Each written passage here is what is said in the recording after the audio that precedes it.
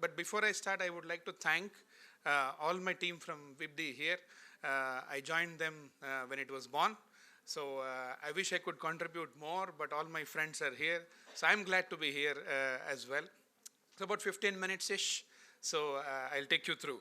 So who am I? My day job is an innovation consultant. So I work with different organizations. I'll show you who all. But I also volunteer at a couple of organizations like IEEE and WiBD. So there is a society called Technology and Engineering Management Society. I'll be the president for the next 2 years globally and bringing innovation-like topics to everyone. I also teach in a couple of universities. If you are ever bored, you can look at some TEDx talks that I have, one a couple of years ago, one recently, on innovation. I'm an engineer, so I tend not to talk in the air, but I have done my MBA, so I'm qualified to. My PhD is in innovation management. I love creating new stuff, and like I said, yeah, it's a topic that I really can discuss with literally any time of the 24 hours as well. But I'm here with some strange hobbies. I draw cartoons, so I also act in movies and TV serials. All of them are flops. That's the guarantee I give. I usually get cop roles, maybe the way I am. But my last movie was a tea shop vendor. So I felt very disappointed and degraded from 3-star to tea shop. So my wife said, maybe you can become prime minister someday.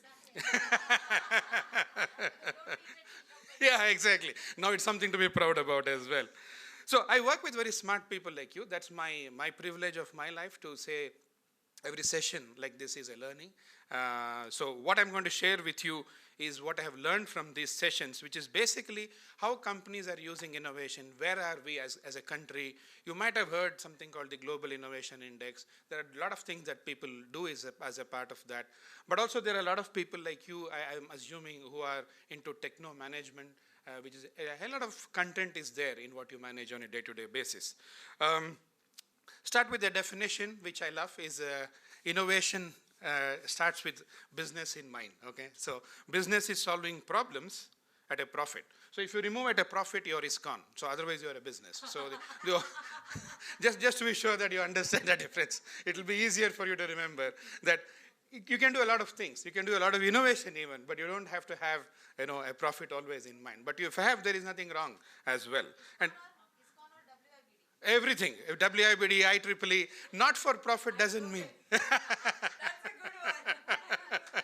You must share what you're going to do with IEEE. Yes, we are going to do that as well. So as a PhD guy, we feel self-entitlement that we can create a definition. So for innovation, it is always about something new, but something useful. Now the tricky part is the second one. This is okay. This is not difficult for smart people like you. This is the difficult part to make it useful because there is somebody else involved, and that is who. Whom is it useful for? On an average, in a supermarket in India, you get 42 kinds of shampoos. We guys have no clue which one we bought last time. So 1+1 offer is there, that's the one we buy. So, but there are other 41 people who want something else, specifically in a shampoo. So there exists a lot of products, varieties, cars, phones, etc. because different people find different things useful. So who decides is the person with the money in the pocket, who pays for that, decides, okay, this is what I'm going to find it useful as. So value is a very subjective thing. That means what you may appreciate, I may not. What you may like, I may not. And it could be the opposite as well. So when you look at a business, we always think of value to be delivered through a product or service, which will be innovation. Now, why is this important is, though innovation seems to be like a very techie thing, it is not. Everybody innovates, literally. I think I saw some students in the room, if you are caught without helmet with a cop, you are at your innovative best. You will kill the same grandmother for the 10th time. Maybe she was not even there, you don't know. But you come up with reasons that you could never thought about otherwise just 2 minutes ago. Thieves innovate, politicians of course innovate. So everybody innovates. The whole idea is, how can you have a dosa cart with 99 varieties of dosa? One batter, one van, one tawa, one guy. But 99 dosas, yeah, because if you put cheese and coriander, it's cheese coriander dosa. If you put tomato and cheese, it's tomato cheese dosa. Why 99? You can have 999, just up to your imagination, right? So innovation is not an option. Whether you're in your studies, whether in an institute, whether you're in using big data or no data, you still have to figure out how can you be something new to the market. Look at menus, what kind of changes restaurants bring, how they deliver. Right? The whole business of innovation is about value. That's where business comes with a lot of expectations from products, new services, etc., etc., etc. So when you look at innovation, you can think of it as new and useful. But research is not innovation. Dr. Nicholson from 3M very nicely says, research converts money into knowledge. So when Edison got this new idea of when you have a thin filament and the electricity passing through it creates light, you cannot give everybody a wire, say pass current if you want light. You need to give them something that's called the bulb. And that bulb is what innovation converts that knowledge back into money.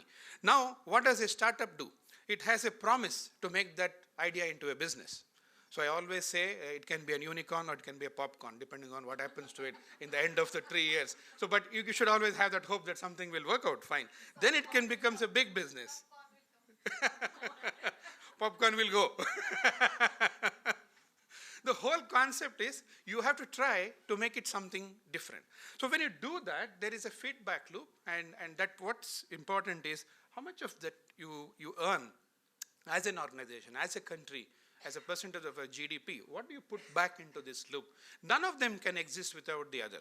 You please realize that which game you are playing, because that's the most important. What is your input-output? Because otherwise it's very difficult to have a complete set of variables that will help you do new things. This is the bad news. World Bank says India has the potential, and the next line says they are not using the potential. So that's as bad as it gets, and that means you can innovate, but you're not innovating. Because only 4% we found out can innovate naturally, because they know how to connect innovation to business. They don't stop with the wire. They go to the bulb, and then they make a business out of it. So that's where the criticality comes. And startups are a classical example. 2018 study of IBM in Bangalore said 95% of them fail for a simple reason that they build what nobody wants. I mean, that's incredibly solvable problem, right? If you think about it. It's not something that you would like to do it, fail fast is a problem for me, because it seems like there is a quota of failures, you finish it fast. No, you can get it right the first time as well. You can go and do it first time and make it work, but it may be 21st time for the Intuit or 51st time for Angry Birds. It could be anything. But the key here is what Edison said, utility is success. If somebody buys your shampoo, that is success. You making a shampoo is not success. You making a shampoo is anybody can do that with some effort. But that effort is not success unless somebody pays for it. And that payment is when they find it useful. So you got to make sure that person is thinking, no, if I make, of course I will think it is useful.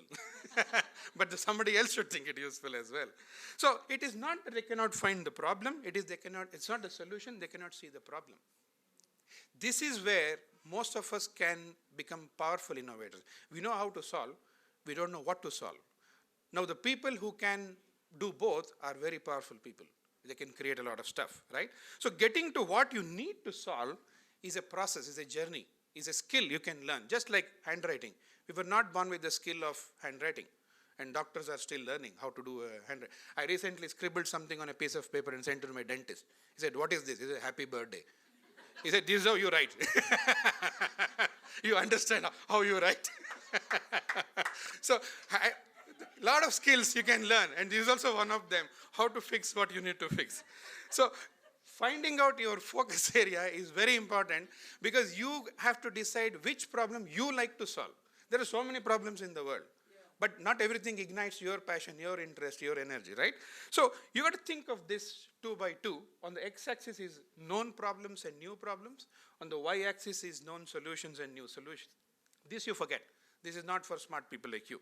Zone 1 is new solutions for known problems. Okay? Very, very basic stuff if I'm saying. Zone 2 and 3 is where your game should be. You are part of a future generation. So your future is what you're going to look at. What kind of problems can come? What kind of problems can be solved with existing solutions or new solutions that we don't have?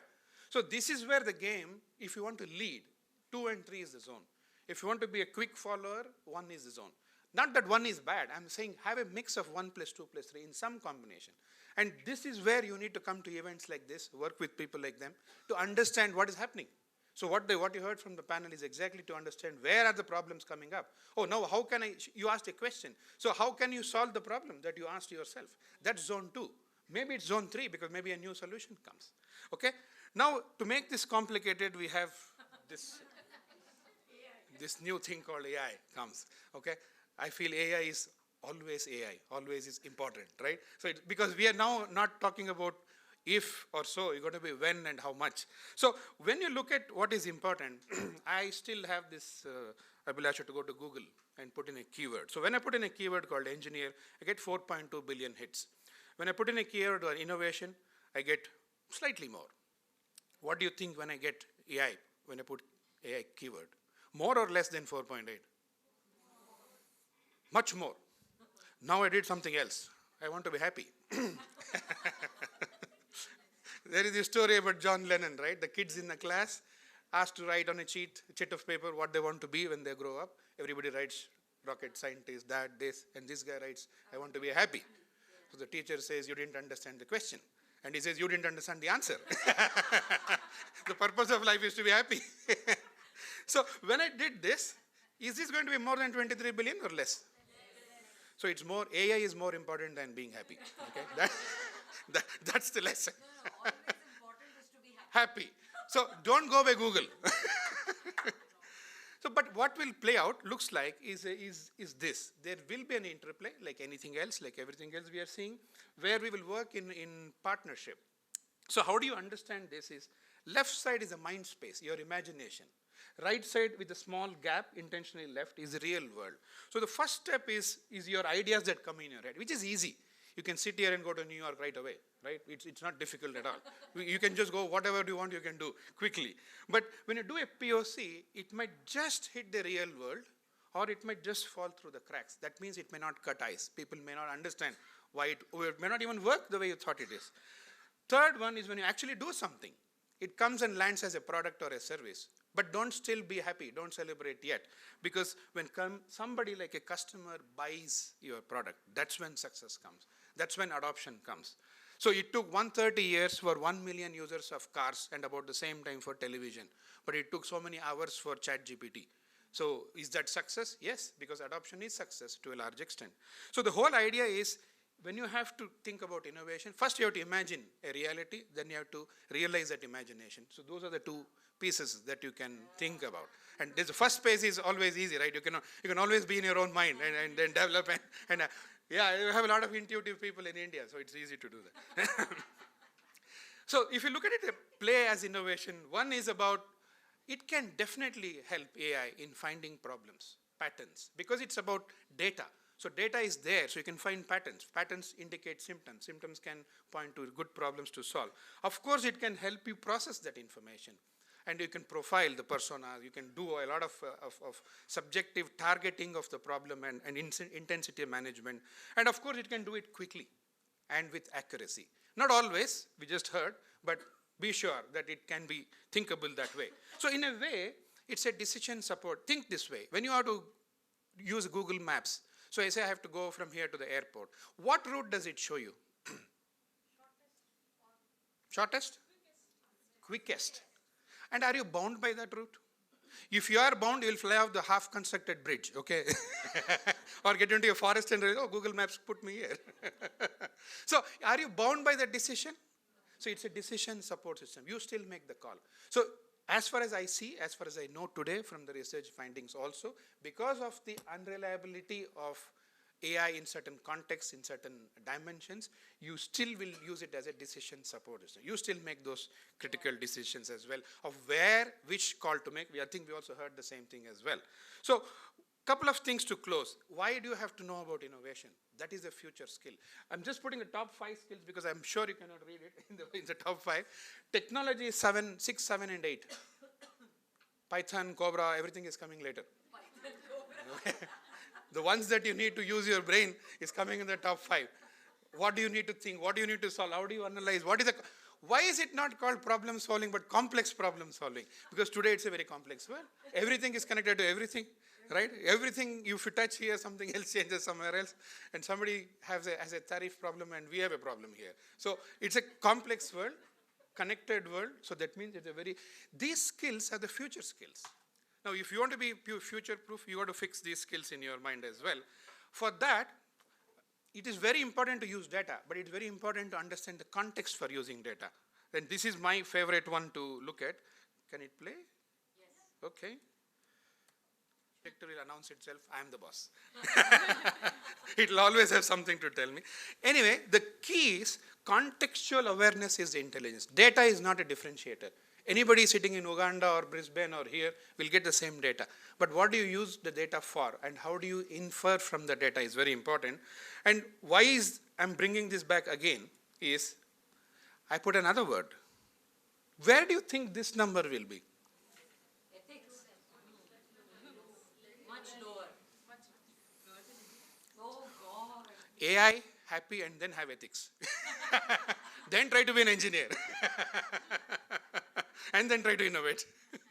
But this is where the problem is. You know, the Romans used to say, good people don't need laws, bad people will find a way around it. So ethics is for people who are actually, integrity is part of their system, right? So it is a little bit of art and science, but it's more of an emotion. How do you deal with this as well?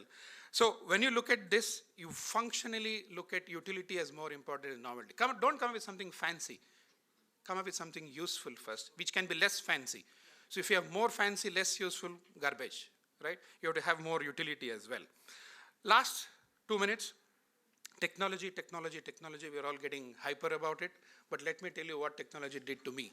I was vice president about 10, 11 years ago, and IoT was exactly like AI today. IoT was supposed to solve everything, okay? So that can give us a hint what will happen in the next few years. So I was asked to build a home appliance product for home using IoT. My gut feel, I'm an intuitive person, said, looks overdone. Said, then accept you cannot do. Ego, I just showed you, right? Emotion. Said, no, vice president, how can I? So I built. I said, okay, I'll do it. So what did I do? I built an induction cooktop, which can be controlled by a mobile phone. I'm talking about 2015-16, okay? Said, wow. I was thinking, wow. So my mother is my guinea pig. So I went home. That day transformed my life for the second part of the screen. So my kitchen, dining table, my mother, wall here, socket, opened the box, all thermocol out. You can make out how messy the kitchen will be. Took out the induction, plugged it in, took out my phone, played with it. My mom is patiently waiting, not because I'm vice president, because I'm her son. And then I took the phone and fiddled with it, pressed something, the LED switched on. Said, wow. I said, yes. So I looked at her, she's looking everywhere else except me. So I was like insulted. So I said, look, it switched on. She said, so what? I said, so what? You could have switched on long ago. You're standing from 3-4 minutes now. It's in front of you and you're doing all this. It was a 1-0 score line, okay? So, but I had to get back. 8th standard versus PhD is not fair. More ego. So I was going to China 2 days later for a fair. So I said, I can switch on from China. She said, why will you do that? I said, why would you do that? I have to make an ISD call and you switch on this damn thing. I have to make an ISD call and switch off this damn thing. Doesn't make sense. So that time I said, okay, now you have to come back. You don't use your ego anymore. You are out 2-0 now, not 1-0.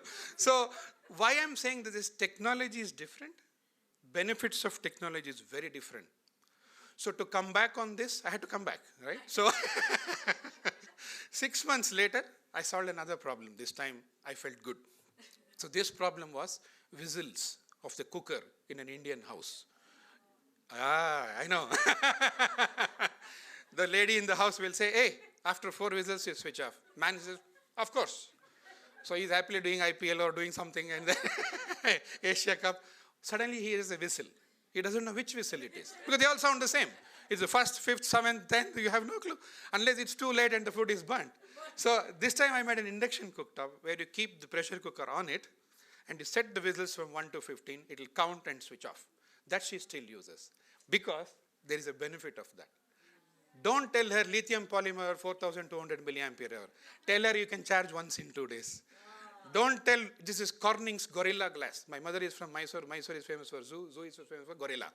That's the only gorilla she knows. So you got to make sure you talk. This doesn't scratch easily. That's all she needs to hear. Don't show off with our technology. talk to her, what is the benefit of that technology?